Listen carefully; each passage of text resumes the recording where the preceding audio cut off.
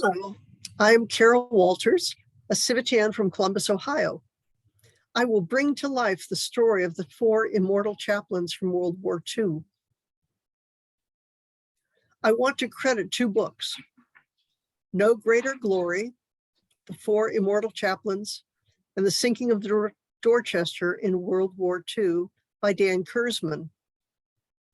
Also, Sea of Glory, a novel based on the true World War II story of the four chaplains and the U.S. Army transport Dorchester by Ken Wales and David Poling, a cousin of Clark Poling. In Philadelphia, Pennsylvania, at Temple University, there's a chapel of the four chaplains, dedicated on February 3rd, 1951 by President Truman and Reverend Daniel Poling, Clark's father. The names of others who have lost their lives in defense of their country are entered in a book of remembrance there. On January 18, 1961, Congress created a special Medal of Heroism, which was awarded posthumously to these chaplains. February 3rd became Four Chaplains Observance Day. In the mid-1960s, the Albuquerque Breakfast Civitan Club set aside a time to specially honor their memory and to show their appreciation for the clergy of all faiths. The concept was adopted by Civitan International and communities across the nation. In 1970, President Nixon officially proclaimed the week of February 3rd as Clergy Week. It was the fall of 1942 when these four men were in Army chaplaincy school at Harvard University. They came from diverse backgrounds and very challenging childhoods. Let me introduce you to Reverend George Fox, a Methodist minister, Rabbi Alexander Good of the Reformed branch of Judaism, Reverend Clark Poling, a Dutch Reformed minister, Father John Washington, a Catholic priest. Four ordinary men with simple dreams of peace in a time of world war. Four men who were driven to sign up as chaplains for the Army to give whatever spiritual comfort they could offer for these young men. They gave soldiers in wartime and heading for the unknown battlefields an opportunity to receive counseling and to deepen their faith as they faced what could be a time of great testing. Each chaplain had the opportunity to bring men to God through their own particular faith. Now was a good time to prepare. George Fox had a horrible, abusive childhood. His father punished him for even slight infractions, and one time threatened to kill him if he did not agree to his father's plan to buy a farm on which George would labor endlessly. At 17, he left home, as an older brother had done, lied about his age, and joined the Army during World War I. He went to stop the Kaiser, who was bullying the world, since it was not safe to respond to the bullying of his own father. He served as an ambulance driver and medic assistant. He suffered spinal injuries on the day before the armistice when he was helping to set up a new field treatment center. The building was bombed and the brick wall collapsed on top of him. His back was nearly broken. He spent a long time post-war recovering from his injuries, but never fully recovered. As a medical corps assistant, he was highly decorated for bravery and was awarded the Silver Star, Purple Heart, and the French Croix de Guerre. During the war, he corresponded with another family named Fox, who were writing to soldiers. After the war and his recovery, he went to this other Fox family in New York for a visit. The visit turned later into an adoption of 19-year-old George, and he left his Catholic roots to join the Methodist Church, where he felt a calling to the ministry. Now, his World War I disability would be cut off to his wife and children if he enlisted for World War II, but he felt that he had to serve. In mid-1942, George decided to join the Army chaplain service and was appointed. He went on active duty on August the 8th, 1942, the same day his son Wyatt enlisted in the Marine Corps.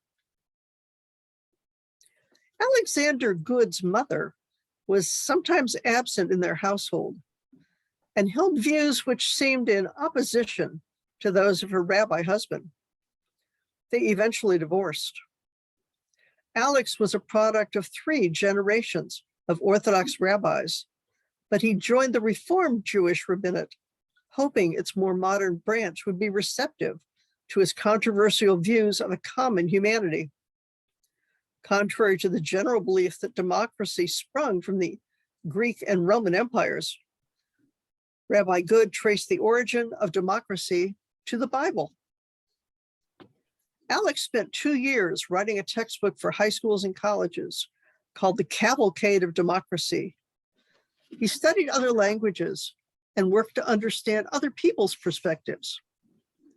Alex believed in the entire brotherhood of humanity and worked tirelessly to educate others that they might understand it without prejudice. While his faith in democracy was steadfast, he believed that it could be elevated and strengthened. It was his fervent ambition to contribute whatever he could to improve it. His vision of democracy in the future can be best characterized by a quotation from his book. "The coming world is to be one of community, ruled in the spirit of democracy. What has seemed like civilization up to this point is but a crude effort compared to the era that lies just before us. The new world, held together by bonds of religious idealism, is the goal of democracy through the ages. Toward this new world, the cavalcade of democracy marches on, heralding the century of humanity." He championed tolerance and fraternity among men and denounced bigotry and misunderstanding of all minority groups. He urged that intolerance was fostered through misinformation and lack of education of youth, and he became vitally interested in all youth activities. Alexander Good and Clark Poling both moved a lot as they grew up. New towns, new friends, new bullies. Clark Poling's father was a Baptist minister. There were 6 unbroken generations of clergy in his family. His father served in World War I, and Clark faced that war as a child whose father was in constant danger. Days after his father's return, 8-year-old Clark's mother died of tuberculosis, brought on by the whooping cough she contracted late in her pregnancy with Clark, and which nearly killed him as a newborn. His father later remarried, and the family increased with 2 stepsisters and later other half-siblings. Clark Poling was in a serious automobile rollover accident at age 11 and was hospitalized for a long time with a broken hip that had to be rebroken and reset. He had a slight frame, but was an outstanding football player due to his analysis of his opponent's playbook strategies. Clark attended a Quaker high school, but was drawn to the Dutch Reformed Church due to his mother's Dutch ancestry. His pacifist views were in some conflict with his study of American Revolutionary War soldiers. Finally, he decided that fighting in self-defense and protection of democracy and liberty was acceptable. Father John Washington was a street kid himself and knew where running with the wrong people could lead. He was nearly blinded in one eye in a childhood BB gun accident. He began wearing glasses and often had to defend himself against bullies. John miraculously survived a severe throat infection with a high fever that would not break and received last rites in a service which also called upon God to heal John. When his 15-year-old sister died, it caused John to deeply question God. But John felt that he had been saved by God for a purpose and rededicated himself to his studies. John Washington just wanted to minister among the common people. It's the human touch, reaching out, giving hugs, assisting someone, that really changes lives. These chaplains knew that. The camaraderie they shared with the troops on the ship, their solemn and intent listening and counsel with a hand on the shoulder, their hijinks during the voyage to keep spirits high, were all intended to help their men deal with the unknown and the fear which came with it.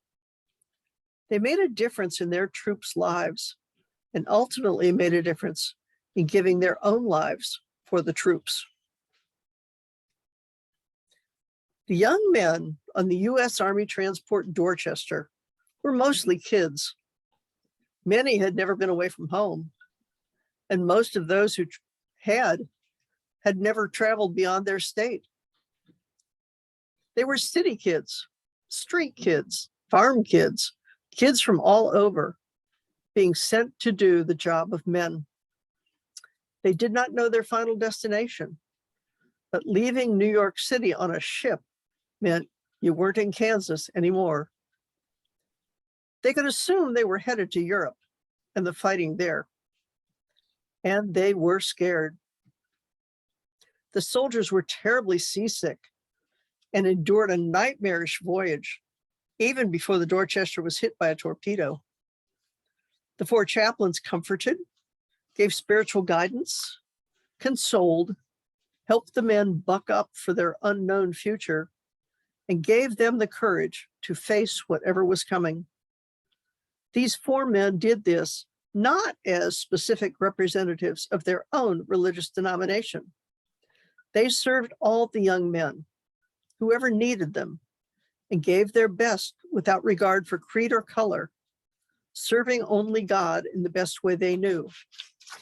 They did not have uniformity in how they worshiped, but they had a unity of belief in God. We need that same unity today in our world. Too often we draw lines of division. We fail to recognize our commonalities. But these chaplains demonstrated that they understood this higher calling. The Dorchester was a former luxury liner built for 314 passengers, but now held 900 soldiers and crew, some stacked in sleeping bunks 5 tiers high. When the ship had been caught in a storm, some of these collapsed with serious injuries. When the torpedo struck, many collapsed with fatalities. Late January of 1943, the Dorchester landed at St. John's, Newfoundland, for a few days before continuing their ill-fated voyage. On the early morning of February 3rd, 1943, the U.S. Army transport Dorchester was in a convoy of ships headed to Narsarsuaq, Greenland, and were 150 miles away. If they could have sailed a few more hours, they would have had aircraft support for protection.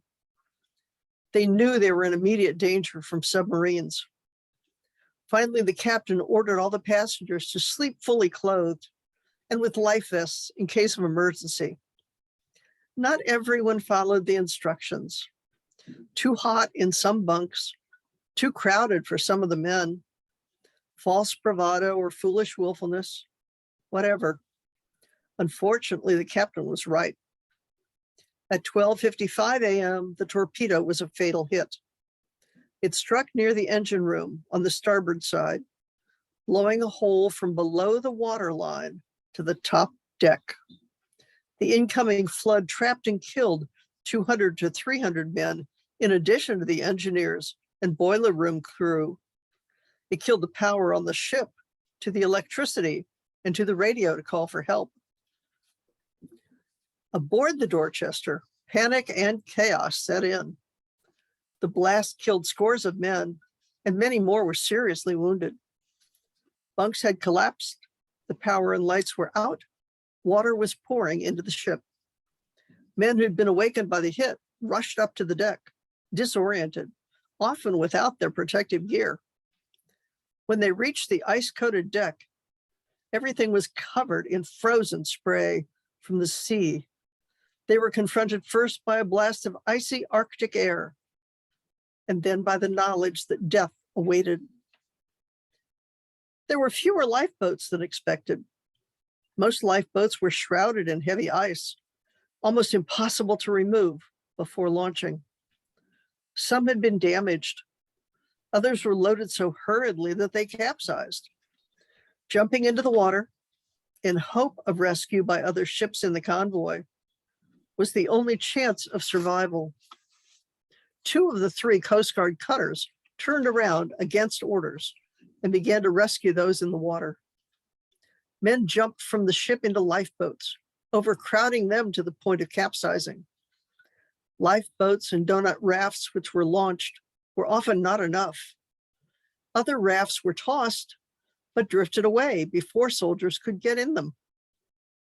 20 minutes in the freezing water was the predicted limit for human endurance. The men were faced with terrible choices.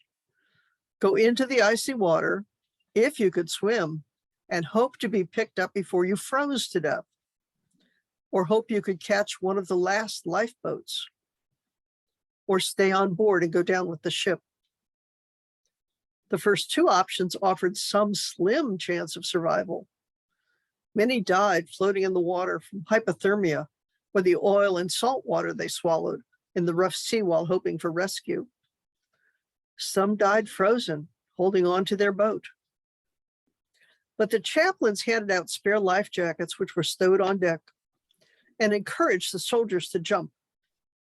The soldiers grabbed whatever they could find. Those quickly ran out, and choices became grim. At this point, something very unexpected happened. Each chaplain had prepared for this when they signed up. They set their course as youth with the lives they led and the profession they chose. It was a profession of faith for all of them. In that moment, they each professed their own faith by taking off their life jackets and giving them to soldiers. So the chaplains each gave their life for another. They stayed on the ship with the terrified, the wounded, and dead soldiers, giving comfort to the end, each praying in his own way to the God they all shared. Their powerful actions affected those in the water too, as they saw the deep faith demonstrated by the 4 chaplains. Each of these men reached out to save a young soldier, and then they reached out to each other and linked arms, singing and loudly praying in their own religious traditions as the ship went down. Of the over 902 people on board, only 230 survived, about a quarter. 672 died on the ship and in the water as the ship went down, drawing with it those who were in the water nearby. But the chaplain's faith in God was stronger than fear, and the nurture and guidance they had given to these young men was more important than personal safety. They believed in these men, and the survivors never forgot these 4 men of God. It was a powerful sight to witness. In accepting their own fate, the chaplains each expressed their faith in the future of the young men who survived. They believed in these men and voted with their lives to show it. Today, we must focus especially on our youth. Currently, with so many things unsettled, our youth are extremely stressed. Some are not handling it well. Many know the struggles of our neighborhoods. Young people adrift in a sea of danger and fear. What they need is a safe haven where each person can live to develop the maturity which will get them out of the danger zones. Like the 4 chaplains, as you work in your ministry, you are betting your lives that a difference can be made in the futures of the young people around us. A person's relationship with their God can be the best source of inner stability and inspiration for love in action. We are reminded of eternal truths, the unity of humankind, and the dedication of our clergy and others to establish a better world for all people, regardless of religion or politics. Whatever our faith, there are men and women who have dedicated their lives to the ministry of their God to establish a better world for all people. We honor the 4 wartime chaplains.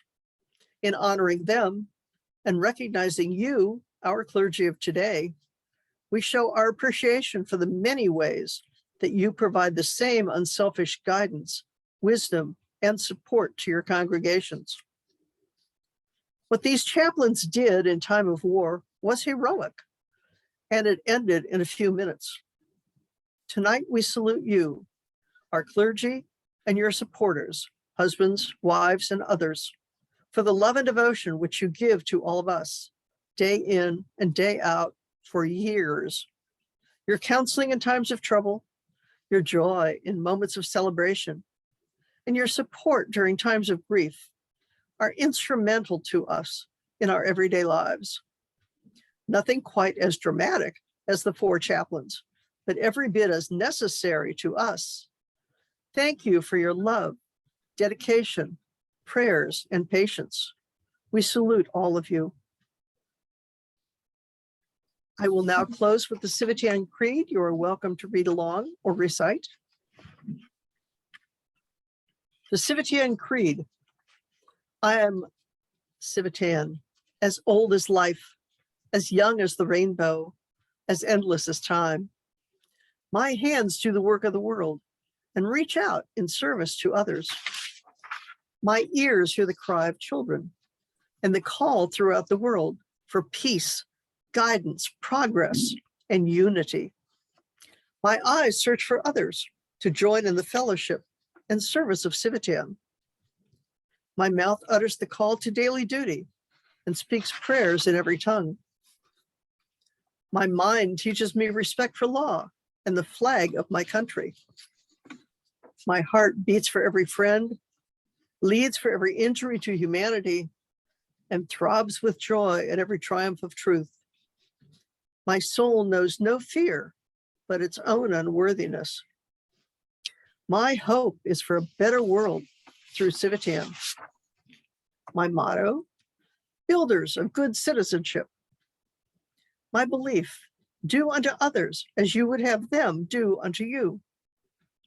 My pledge, to practice the golden rule and to build upon it a better and nobler citizenship. Thank you.